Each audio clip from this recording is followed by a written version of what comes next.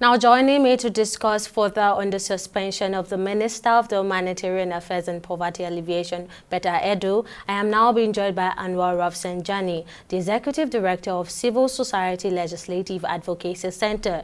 Thank you for joining me, RAFSANJANI.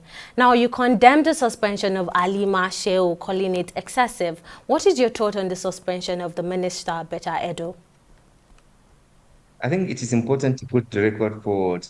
What we said is that one public official who have been appointed and confirmed by the Senate, when they are going to be removed, there should be due process.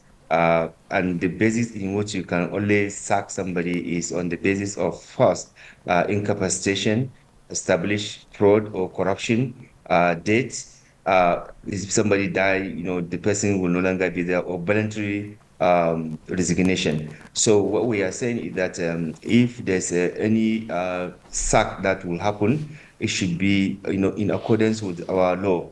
I was just setting our legal framework on how you can relieve or sack public official, not on the basis of personal quarrel between one official or the other. So that was the basis in which we made that call that due process should be followed, in removing somebody, not on the basis of personal quarrel between the two persons.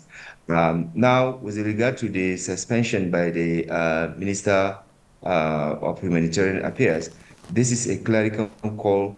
This is a popular call made by the Nigerian people over the revelation of fraudulent activities in that ministry by some people. We also believe that more people were involved or are involved in this fraud, and therefore we call on government to actually extend this investigation to other public officials who may have been involved in this perpetuation of fraud. So we are not, we are not calling for anybody to be spared. In fact, everyone should be investigated who has hand in this matter. This is the only way to ensure that in future such kind of instances did not occur. So if Lima, if Sadia, if Beta are involved in any fraudulent thing after investigation, they should not be spared. They should not be covered up. They should be made to face the law of the land. All right, so the president has suspended 2 appointees now, and we all know that this is in line in his effort to fight corruption. What do you have to say about this as in line with his promise to fight corruption? The president did not tell you that he has promised to fight corruption. What has happened in this case is that there's an overwhelming popular demand that justice must be done, because we see clear diversion of public taxpayers' money into private pockets. So even though the president did not make those claims, but we applaud him, we commend him for taking that steps to ensure that there's a level of sanity in the public service. So let the president, allow the EFCC and ICPC to do their work. No cover of, no political cover for anybody who had breached the law. If we do that, then it means that there will be a huge lesson for other public officials if the president will not cover or will not interfere in the investigation and subsequent penalty that will be made to the people there. So we commend the president for hearing or for taking public concern, into this matter that led to the suspension of the persons involved. This allegation in various ministries. How can we further prevent corruption rather than trying to cure it?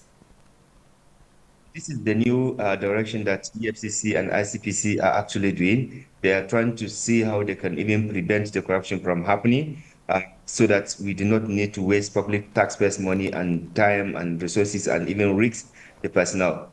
If we can prevent and block the leakages, that will be better than allowing the corruption to happen, and then you now start struggling on how to deal with the people who have perpetrated corruption in the various ministry and parastatal. And let me say that this incident did not happen today. It has been happening, and we've been calling on the government to block leakages, to ensure that public officials do not turn public resources into personal resources.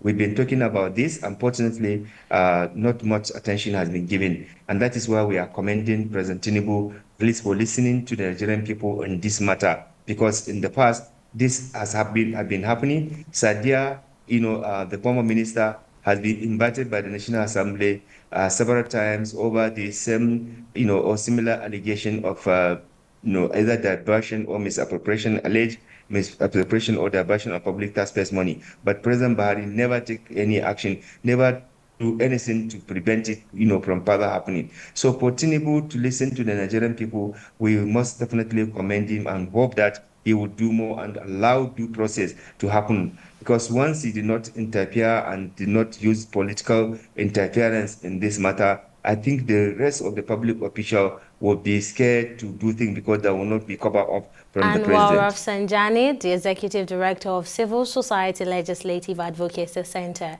thank you for speaking with us.